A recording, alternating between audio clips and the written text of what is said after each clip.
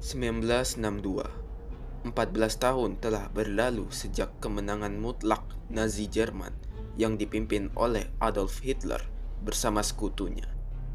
Kini, Eropa hidup dalam bayang-bayang tirani. Cahaya kebebasan yang pernah berpendar telah padam. Jepang, sebagai saudara sejiwa dari Reich yang menang, turut merasakan manisnya kemenangan. Di Asia, Kekaisaran Matahari Terbit berdiri tegak sebagai penjaga baru dari sebuah tatanan yang kelam. Jepang, sang penguasa timur, tidak memerintah sendirian. Ia memegang boneka-boneka kesetiaannya, Manchuria, Meijing, Republik Cina yang disulap jadi alat, Guangdong, Filipina, dan negara tercinta kita, Indonesia.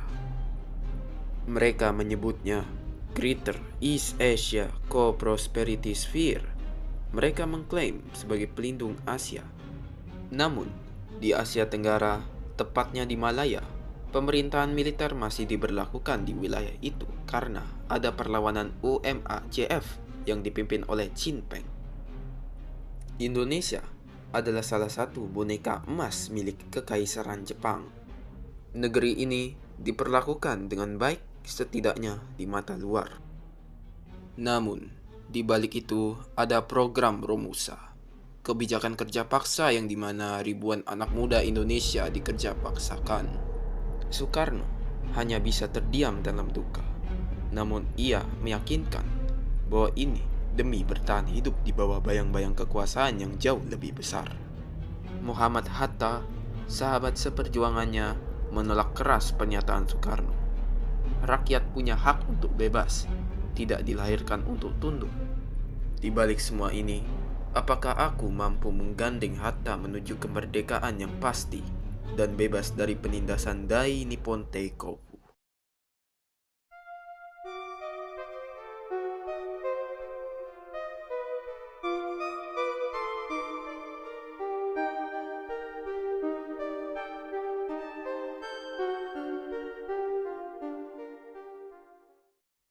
Inilah Indonesia di bawah kepemimpinan Presiden Soekarno. Mari kita mulai permainannya.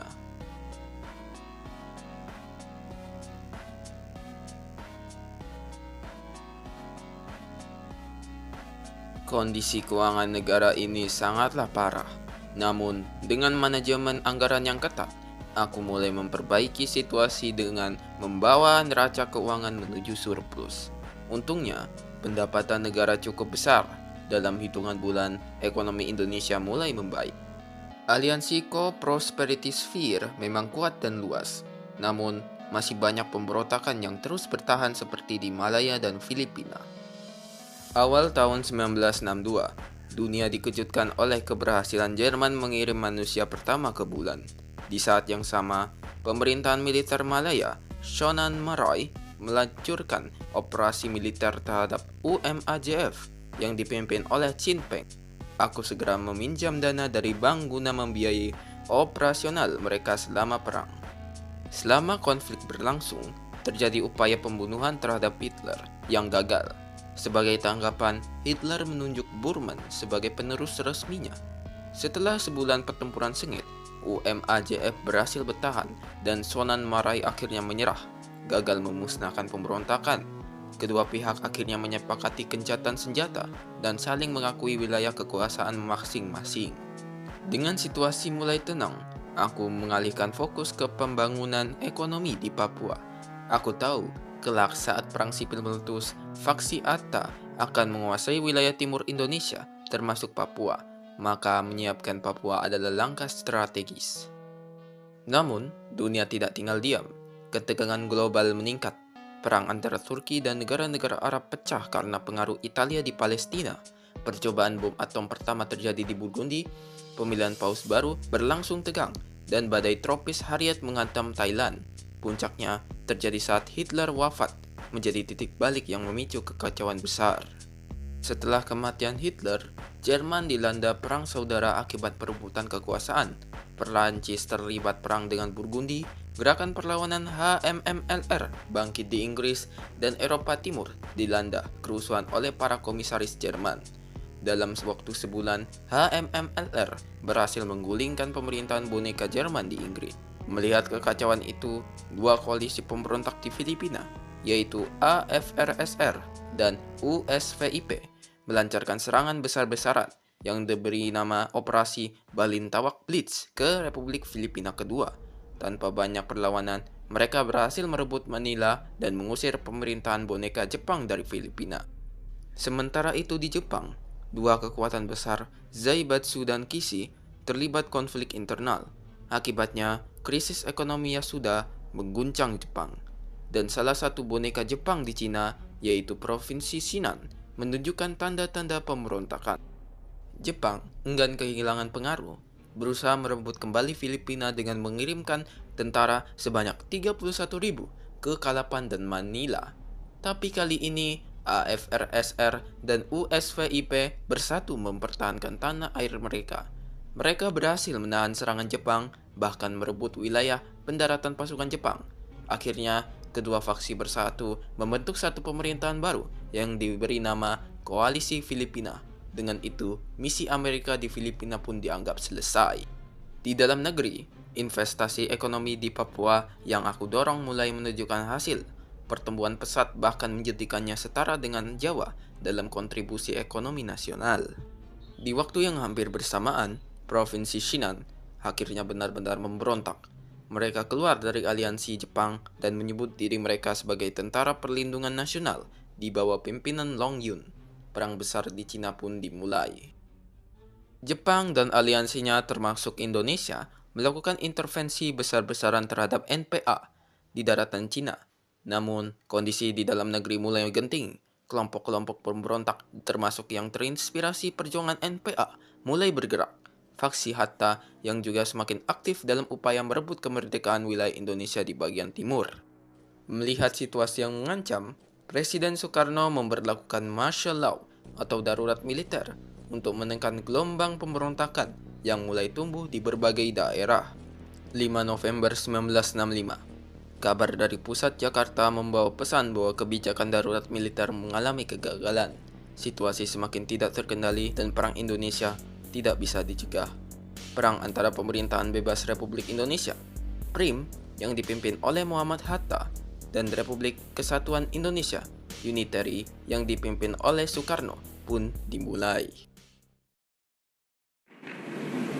Hadirin yang terhormat, saudara-saudara sekalian, terlebih dahulu saya sampaikan salam kebangsaan. Merdeka!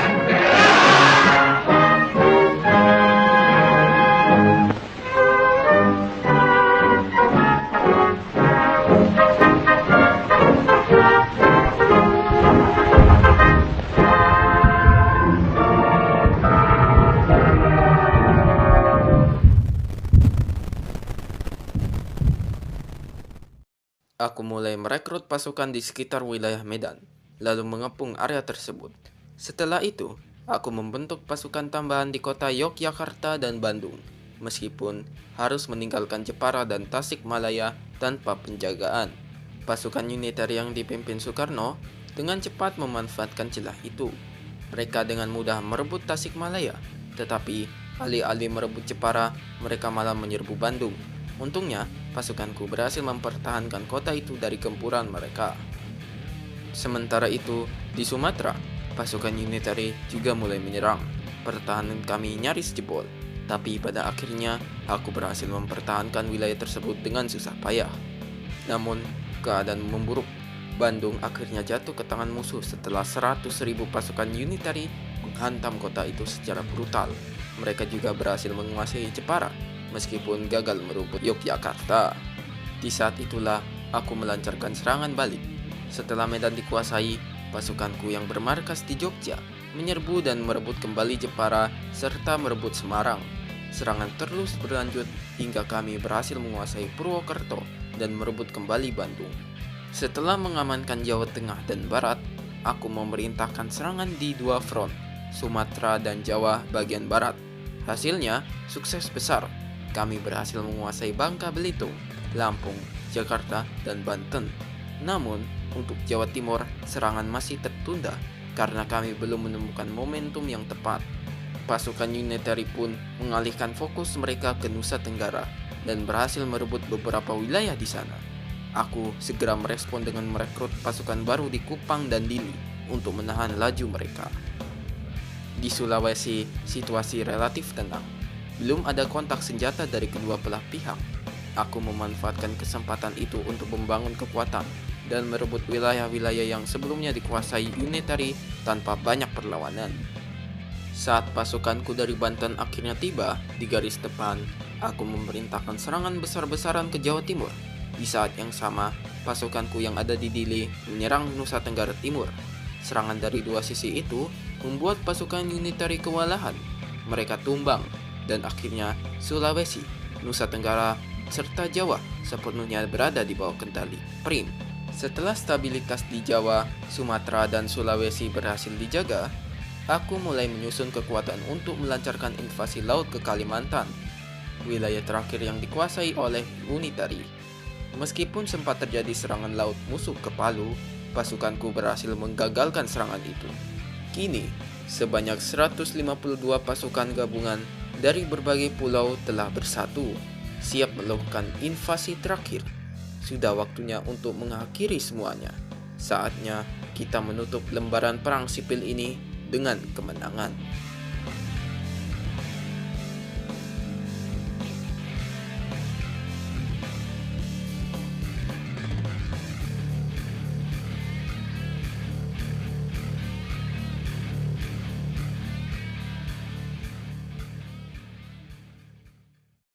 Perang telah berakhir dan Indonesia telah menjadi satu, bukan menjadi boneka tetapi menjadi negara bebas dan merdeka yang sebenarnya di bawah Presiden Muhammad Hatta. Dimilitarisasi pun diberlakukan. Namun, pekerjaan Hatta sebagai Presiden Indonesia sangatlah berat dan rumit, terutama Jepang yang melihat kalahnya pemerintahan bonekanya di Indonesia tidak mungkin tinggal diam. Negara yang baru berhasil merdeka seperti koalisi Filipina dan bahkan Indonesia dalam posisi yang berbahaya. Maka, tidak buruk jika meminta bantuan dari negara adidaya lain seperti Amerika atau gabung OFN atau Organisasi Negara Bebas.